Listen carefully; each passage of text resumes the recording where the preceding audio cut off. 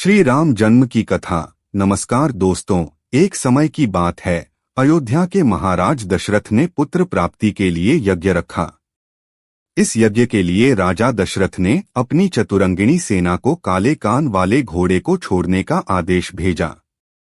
उनकी इच्छा थी कि इस महान यज्ञ में हर कोई शामिल हो, इसलिए राजा ने सभी ऋषिमुनियों व विद्वान पंडितों को आमंत्रण भेजा।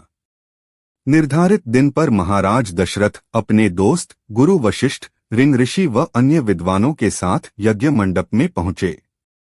इसके बाद विधिवत रूप से यज्ञ की शुरुआत हुई।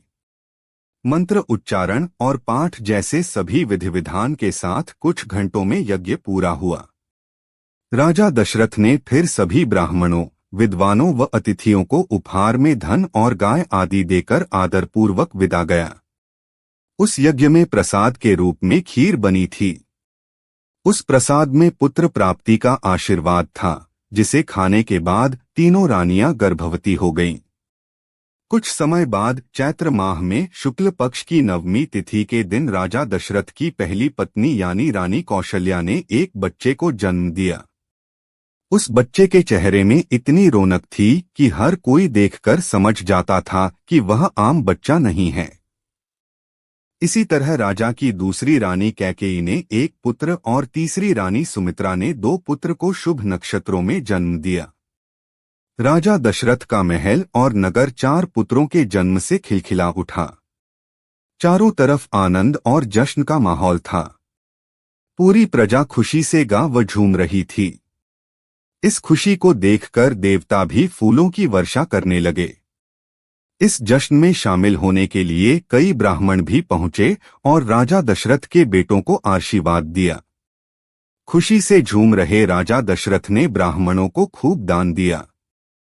फिर अपनी खुशी जाहिर करने के लिए उन्होंने प्रजा व दरबारियों में भी धन, रत्न और आभूषण बंटवाए। समय आने पर सबकी मौजूदगी में चारों बालकों का नामकरण भी किया गया। महर्षि वशिष्ठ ने उनका नाम रामचंद्र, भरत, लक्ष्मण और शत्रुघ्न रखा। वक्त बीतता गया और धीरे धीरे ये चारों बालक बड़े हुए। इन चारों में राम अपने तेजस्वी गुणों के कारण प्रजा को अधिक प्रिय लगने लगे। अपनी प्रतिभा के चलते वो कम उम्र में ही सभी विषयों में महारत हासिल कर चुके थे। राम में सभी गुण थे। चाहे शस्त्र चलाने की बात हो या हाथी व घोड़े की सवारी, हर चीज में वो अव्वल थे। साथ ही वो माता पिता व गुरुओं का भी खूब सम्मान करते थे। उनके गुणों के कारण बाकी के 3 भाई भरत, लक्ष्मण और शत्रुघ्न भी उनसे काफी कुछ सीखते थे। जब भी महाराज अपने चारों पुत्रों को एक साथ देखते उनका मन आनंद से भर उठता था। राम में मौजूद गुणों के कारण उन्हें श्री राम और भगवान राम तक कहा जाने लगा। आगे चलकर राम के जीवन पर 2 पवित्र ग्रंथ लिखे गए, रामचरितमानस और रामायण। कहानी से सीख व्यक्ति के गुण ही उसे पहचान दिलाते हैं। अगर गुण और संस्कार अच्छे हों तो वह भगवान तुल्य हो जाता है।